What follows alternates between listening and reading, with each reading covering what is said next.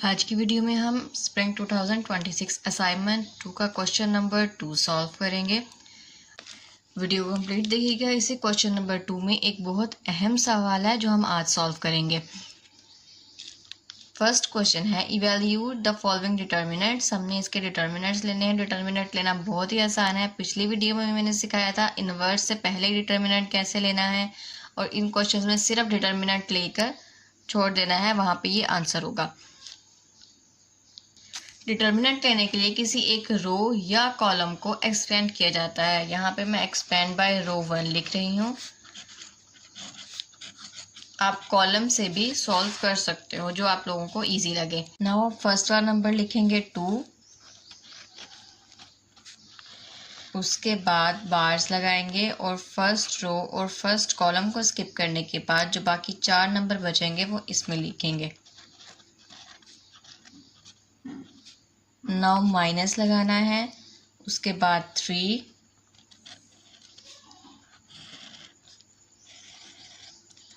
अब first row और second column 3 वाला नंबर लिया है तो सेकंड वाला कॉलम स्किप करेंगे। बाकी जो 4 नंबर बचते हैं 1, 2, 0 और 5 वो लिखने हैं। प्लस -1, फर्स्ट रो और थर्ड कॉलम को स्किप करना है। First row and third column 1, 2, 1, 3।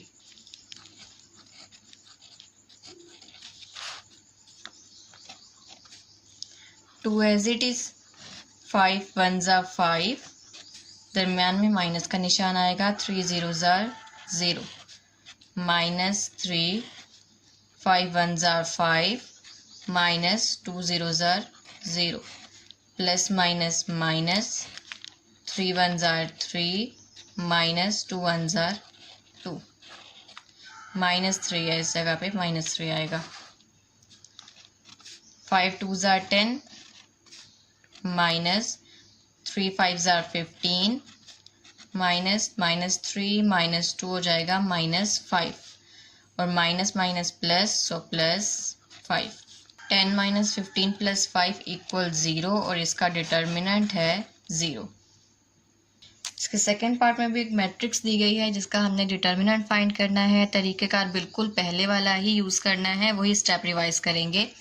इसी एक रो या कॉलम को एक्सपेंड कर देंगे। मैं यहाँ पे लिख रही हूँ एक्सपेंड बाय रो 1।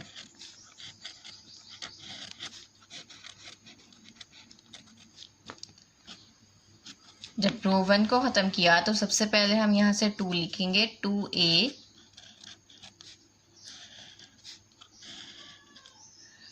रो 1 हर हाल में ख़त्म होगा। जो नंबर हम बाहर लिखेंगे उसका कॉलम भी ख़त्म कर देंगे। बाकी 4 वैल्यूज़ लिखेंगे, 2b,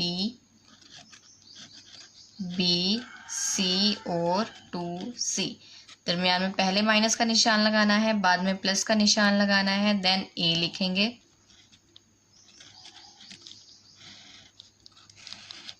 अब फर्स्ट रो और second column skip, b, c, b और 2c, b, c, b और 2c, plus a। First row और थर्ड कॉलम को स्किप कर देंगे, b, c, 2b और c लिखना है। अब इन सबको क्रॉस मल्टीप्लाई कर लेंगे। स्टार्ट वाला as it is, 2 as it is आ जाएगा। 2b को 2c से मल्टीप्लाई करेंगे, 2 2 ज़ा 4 और bc एज इट इज। दरमियान में माइनस का निशान आएगा। अब इन दोनों को मल्टीप्लाई करेंगे तो ये bc आ जाएगा। -a, 2, b को c से मल्टीप्लाई किया, bc आ जाएगा। माइनस, इन दोनों को आपस में मल्टीप्लाई करेंगे तब भी यहाँ पे हम bc लिखेंगे। प्लस, इनमें भी क्रॉस मल्टीप्लाई करेंगे, b को c से मल्टीप्लाई किया, bc, माइनस 2b को c से मल्टीप्लाई किया, 2bc। 2a as it is, 4bc में से एक bc को माइनस कर दिया, 3 रह जाएंगे।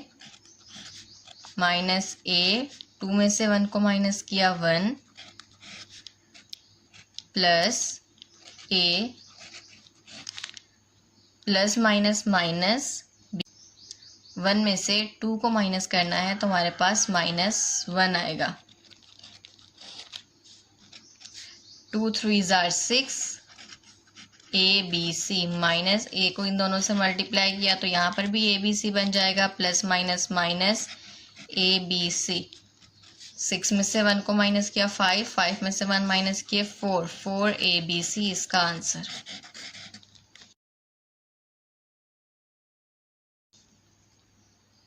Find the inverse of the matrix using Gaussian reduction method. ये बहुत अहम सवाल है और इस सवाल के पेपर में आने के चांस बहुत ज़्यादा होते हैं।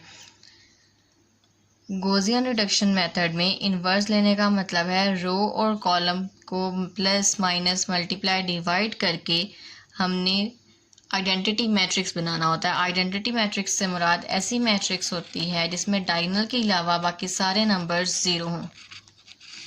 ऐसी मैट्रिक्स को आइडेंटिटी मैट्रिक्स बोलते हैं।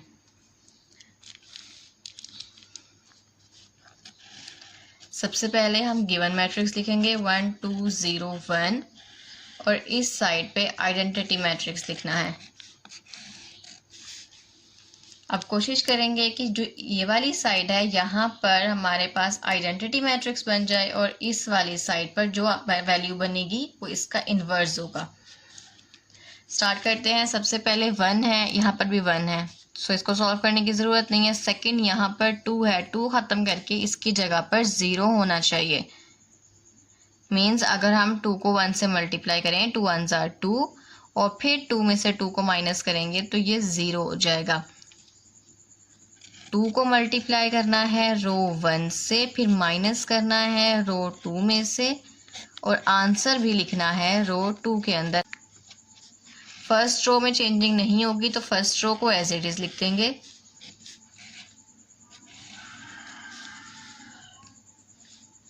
देन साथ साथ सॉल्व करते रहते हैं, साथ साथ इसका आंसर लिख लेंगे। 2 को रो 1 से मल्टीप्लाई करना है और रो 1 के स्टार्ट में है 1, 2 1s are 2 माइनस रो 2 है 2 तो इसका आंसर आ जाएगा 0, सो इस जगह पे आ जाएगा 0।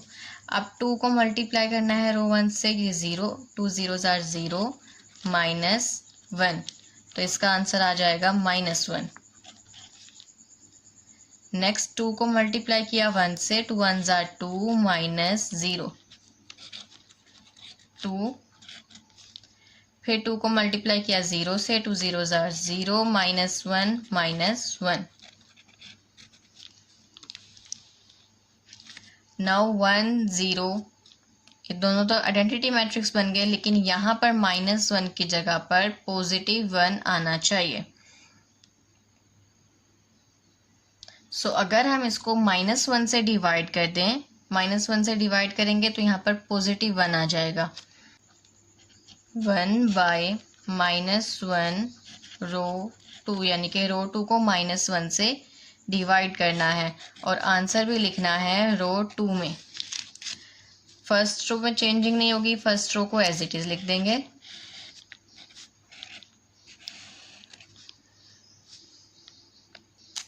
नाउ 0 को -1 से डिवाइड किया, इसको कोई फर्क नहीं पड़ा, 0 एज इट इज रहेगा। -1 को -1 से डिवाइड किया तो ये +1 हो जाएगा। 2 को -1 से डिवाइड करेंगे तो ये -2 और फिर -1 को 2 से -1 से डिवाइड करेंगे तो ये +1 हो जाएगा। अब इस वाली साइड पर मुकम्मल आइडेंटिटी मैट्रिक्स बन गई है। सो जो ये वाली मैट्रिक्स है ये इसका रिडक्शन मेथड के साथ इन्वर्स है।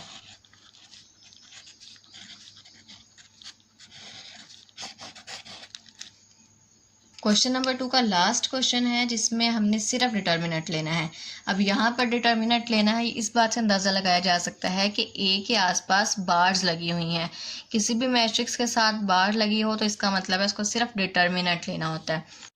डिटर्मिनेंट लेने के लिए जो पहले स्टेप्स बताए हैं उन्हीं स्टेप्स का यूज़ करेंगे। एक्सपेंड बाय रो 1,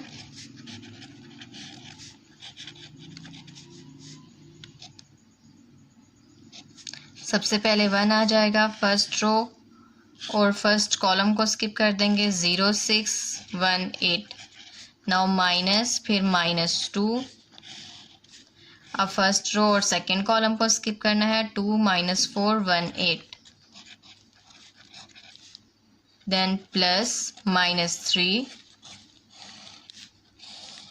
फर्स्ट और थर्ड को स्किप कर देंगे। 2 -4 0 और 6 1 as it is. Cross multiply करेंगे, 8 को 0 से मल्टीप्लाई किया 0 -6 1 jar 6 minus minus plus 2 8 2 jar 16 minus 4 1 jar 4 -4 plus minus minus 3 6 2 jar 12 minus 4 0 jar 0।